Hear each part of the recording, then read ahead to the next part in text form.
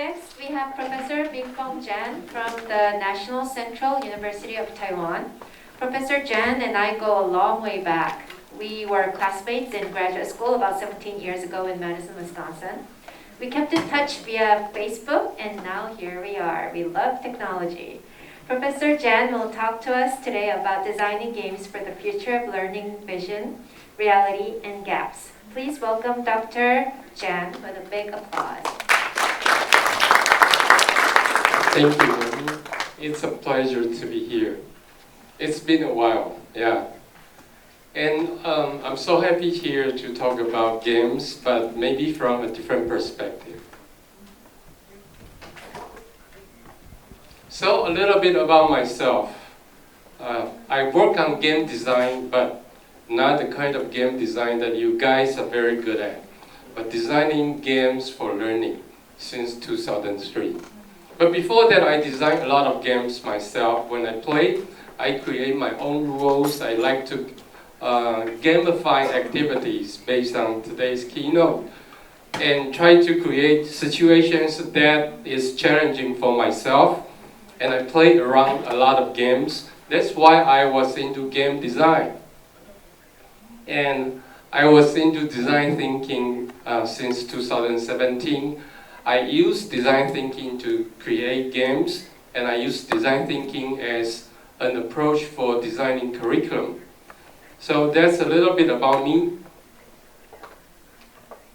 So today, I would not talk about games from an entertainment perspective, which I believe most of you are very good at.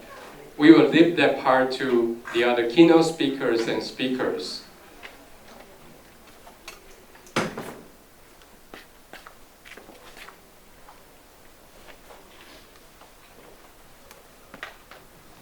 I want to talk about games as learning from a learning perspective that might be more fresh for people who would like to know games more than entertainment, especially when textbooks are becoming out of date.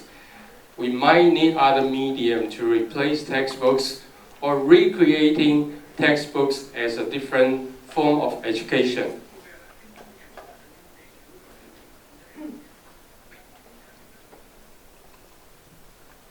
So my story will include 4 parts.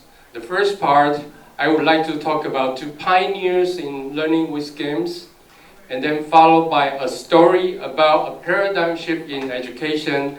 That's why we need to design games for a different purpose. And then I would like to provide 2 game design by myself that prove that the idea of redesigning games for a paradigm shift can be done. And last, I would like to provide a framework for analyzing learning games and identify the gaps that we have that we have identified so far.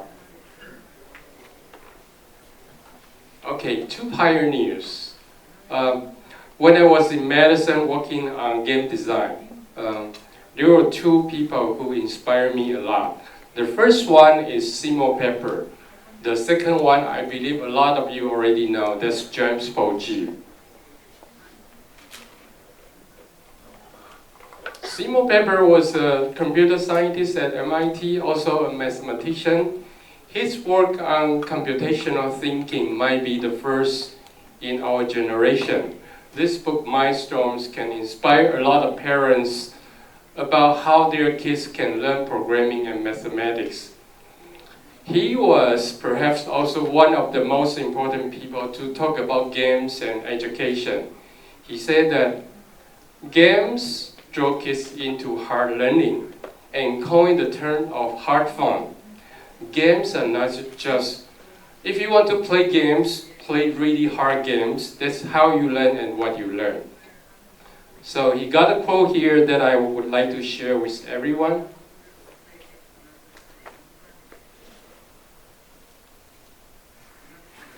Every maker of video games knows something that the makers of curriculum doesn't seem to understand. I believe many of you who are game designers here understand that. Games, especially good game designers, they are designing players' experience. it's the same as a teacher designing students' experience in the classroom. But good game designers use a lot of game mechanics, rules to create specific experience that they have in mind. It's really challenging for a lot of teachers to work on a curriculum that way. That's why paper talk about this, and it implies that there is something that we can learn from game designers. This argument was also supported by James G, who published this book, What Video Games Have to Teach Us About Learning and Literacy, in 2003.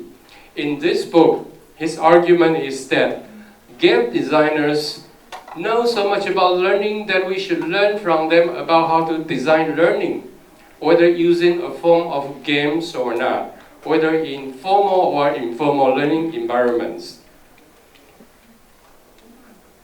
So here's another quote from Jim G. Good video games spill into their very design good learning principles.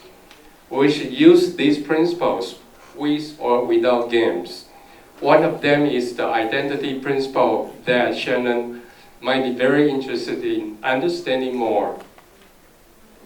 So if we define the research on video games for education as a research field, I think we can define it since 2003. It becomes a very important research area in education.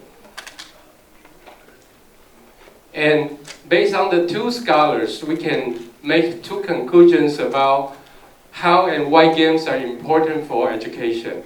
The first is that we have a lot to learn from game designers. One of them is that we should design students' experience. And game designers have a lot to help us understand those design principles. But most important of all, I think it's the third one. All games are problem-solving situations. If you are playing games, you are not reading something like textbooks. You have a lot of answers. You are trying to identify the problems that you have and then try to solve the problems one by one. And the problems get harder. That's how games can impact education at this moment. So after the two pioneers' vision about how games can help education, let's look at another story.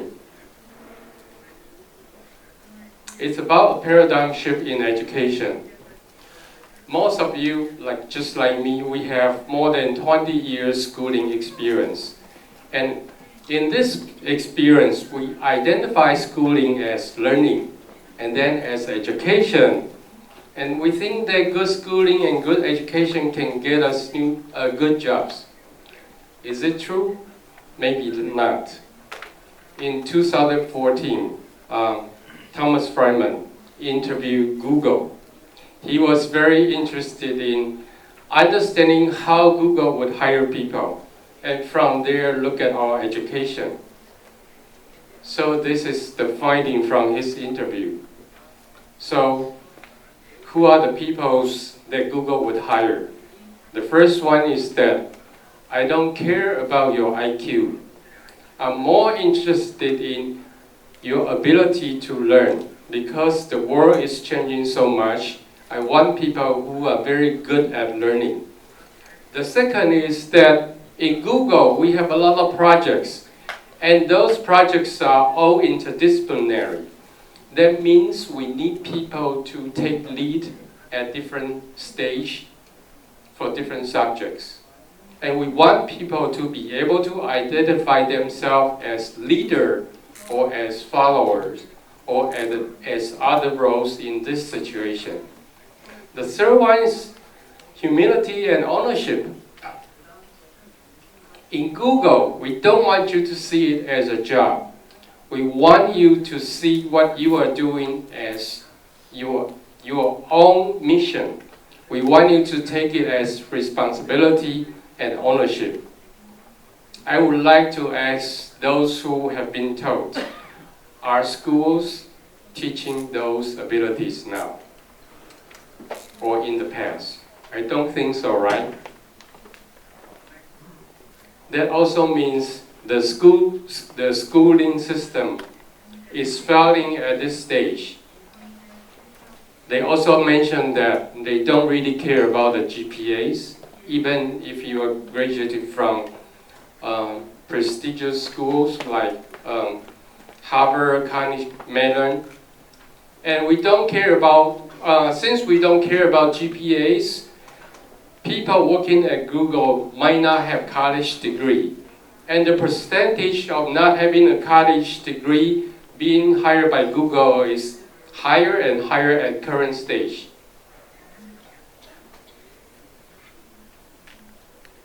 The questioning about schooling not being able to comply with the change of the world is not only voiced by these people, they are also voiced by Harvard scholar Howard Gardner. He said that schools are teaching too many things, and we really don't teach students to understand them at a deep level. So what is new for this world?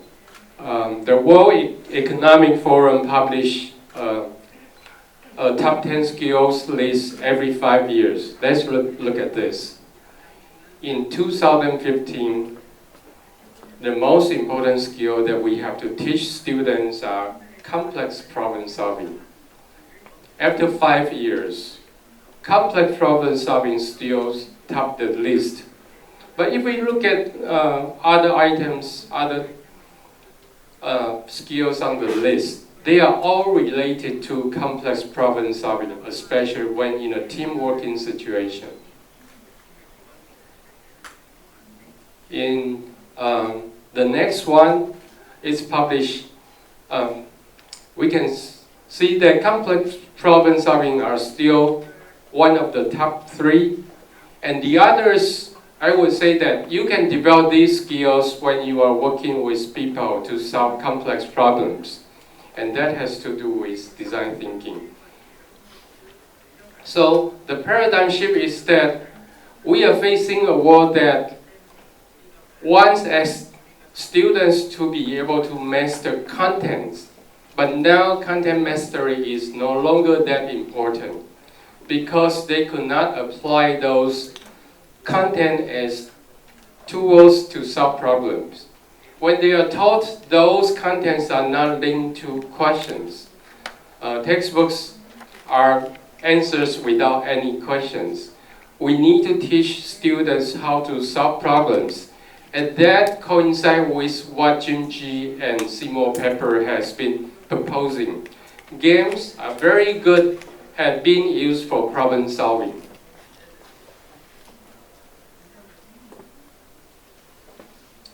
So now we understand that the pioneers in game-based learning and has proposed that problem solving is a critical skill that we need to teach. And we understand that games can be used to teach problem solving skills. Can we really use games to do that? I would like to provide 2 examples of my own design to showcase how games can be designed to do that. The first one, let's look at this. It's a PDA. Even though the technology is very new today and we no longer use PDAs, but the ideas are very outdated. So, are there anyone here playing Pokemon Go? I reached level 40 and I stopped playing after I was there for 6 months. It became a little bit boring. In 2003, that's the time I designed a prototype of Pokemon Go with MIT. At that time, we were working on an idea that can we use GPS to produce a location-based augmented reality system and use it in education. So I designed a game called Mad City Mystery. In this game, players role play as three different professionals. They are medical doctors, they are government officials, and they are environmental specialists. Together, they would like to solve a problem. That problem is someone was dead, and they need to understand the reasons for the death. So they inquire the death and collect real-world data from this game. And the data are provided when they arrive at a specific location we call hotspot. The data can be from the PDA, the computer itself, or from around this environment. They have to use the data to develop hypotheses and theories regarding the death. And by doing so, they also understand the environment a lot better. In other words, they're trying to solve a complex problem which has no direct answers by doing scientific argumentation. And this is one example of the data that they have collected in the game and the kind of hypothesis that they develop after the game. This game helps us understand that we can use AR to do problem solving, but this game only lasts for about 2 hours. And we would like to extend the experience into a curriculum which is about 20 hours. This is what we designed. So we gamify the curriculum by adding roles. We have challenges, we have different rules. We put students into different roles. So in the first day, we told them that you guys will be solving a problem. That is the death of our, the Lake Wingra, which is the most important lake in our city. It's in danger, and the government will do something about the lake. You need to collect a lot of data, understand the lake, and see what kind of plans will be good for Lake Wingra in the future. So they come back home, they apply for jobs as one of the 3 professionals in the game, and then they have a chance to collect real-world data through gameplay. They come to Lake Wingra and collect data over there. They come back with a lot of data. They started to put the data together because at the end of the curriculum, there is a simulated city council. They need to provide their plan using the data that they have collected. They have the real-world experience of exploring the lake, and they are doing what they normally don't do in the classroom. That is thinking and scientific argumentation. So a photo of them working on the, when they hit this location, data shows on their digital device. They collect data and then they come back to the classroom and use those data to argue. And then we have some worksheets to go along with the game that they have to fill out. There is a simulated city council that they have to propose ideas and defend their own ideas. So through the 2 games, we understand that yes, Jim G's 36 design principles can be used to design games even for an old technology. Right now, we have all kinds of new technologies, and those experiences can be further designed into more embodied experience. So that's the idea. And for people in Madison, Wisconsin, we have a lot of people working on such idea of educational games. But not all people around the world think about games the same way, especially those who want to design learning games or learning with games. That has been a question of me because when I have a chance to work in Singapore and Taiwan, I found colleagues around me are all thinking about learning games in different ways. Therefore, I decided to understand what people have been doing to design learning games a little bit more. I asked 3 questions. How are learning study in those game-based learning situation? What do they mean by learning when they talk about game-based learning? And how do they identify or conceptualize game-based learning? So I tried to look at every article that I could find and identify insight from by asking those questions. Based on that, I developed a GPS system. We can call it Game-Based Learning Positioning System. In this system, I have identified 3 types of research on game-based learning, 4 types of learning games, and 3 game-based learning concepts.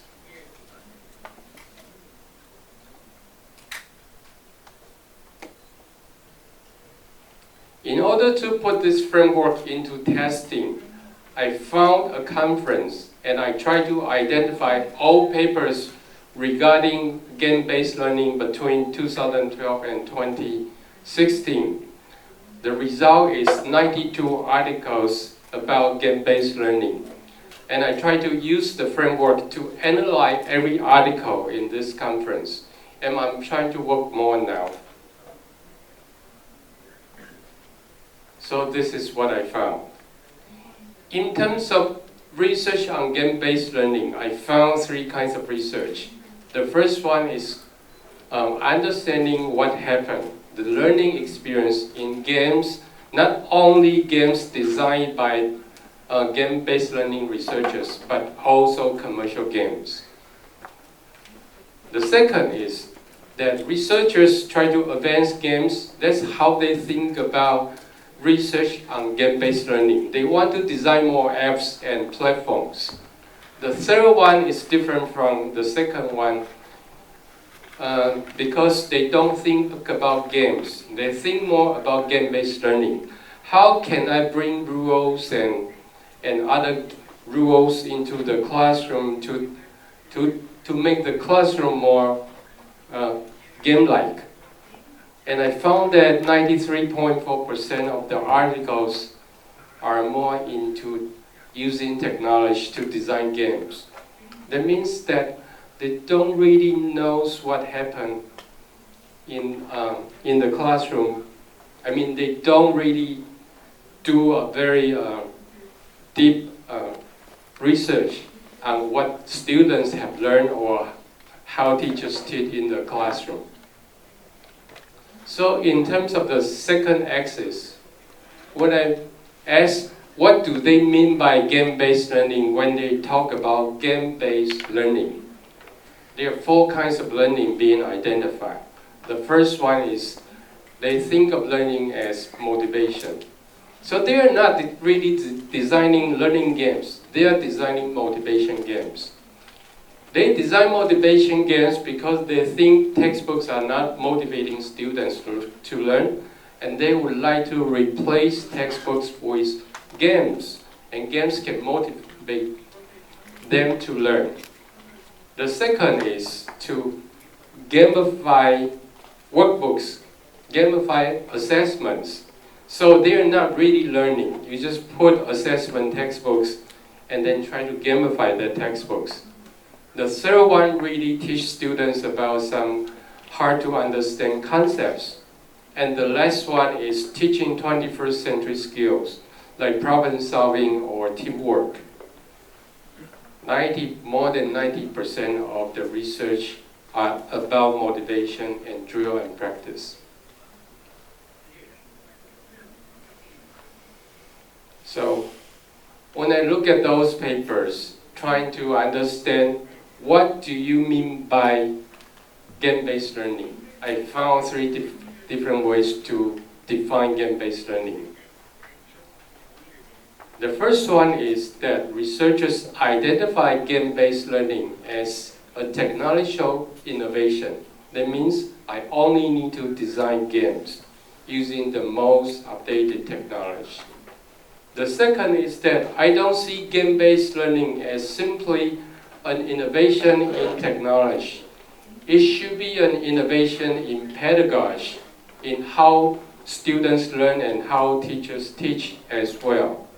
The third one is that it doesn't have to be games. We can innovate the pedagogy using what we have learned from game design principles, just like Jim G has proposed in his book. More than almost 80% of the papers are more interested in the technological aspect of game-based learning. When we put these research papers together, we can find a trend. Most papers published in this conference is a Global Chinese Research Community Conference. Means papers from researchers from Singapore, from China, Taiwan, and Hong Kong. Most of them are really interested in designing more apps and platforms. And they design game-based learning because it's fun. It's not hard fun, it's fun. And they want students to memorize contents and drill content through playing games. And we also find that those games are being designed to replace textbooks. That means they are not really recreating a new mechanism or new learning for students, which might be wrong since we understand that the world has changed and we no longer need those content mastery skills, or we don't need that much.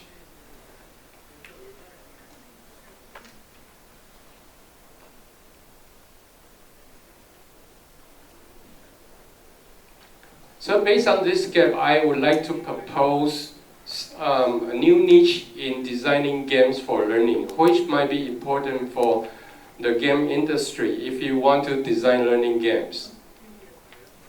First, we need to have more research to understand the learning in commercial games and games being designed for students in schools. And ethnography can be a good approach. And I would encourage people to use design-based research approach to understand what happens in the classroom and in the commercial space. The second is that we already have textbooks. We don't need more medium to be designed or created for content mastery, unless the content is really hard to master. We need the game to play different roles, which is trying to use games for problem solving and higher order thinking skills. The third one is that we are talking about games not as something that should keep the status quo. We want games to play a change facilitator. That means we need to reconsider what it means to learn. For example, learning is not about memorizing more contents. Learning can be more about understanding how teams can work, understanding how this problem can be solved through teamwork, and being able to solve those problems in real-world situations. That means games like AR can put students in a real-world, authentic context, and that affordance of AR can be better utilized. So in this talk, I try to talk about two pioneers in order to inform people that the pioneers talk about games in a very different way than what we have envisioned or have experienced today. They want to talk about games as problem solving. We understand that the world has changed into a different world, and we need games to play a different role. That is to develop more higher order thinking skills. I have illustrated the ideas by 2 games that I have designed for education and analyze data being published by Chinese research communities to understand the trends and gaps in game-based learning. So, at the end, I would like to provide Marshall McLuhan's quote as a closing mark. Anyone who tries to make a distinction between education and entertainment doesn't know the first thing about either. Entertainments are education, and we need to require what entertainment are trying to educate people for. Thank you very much.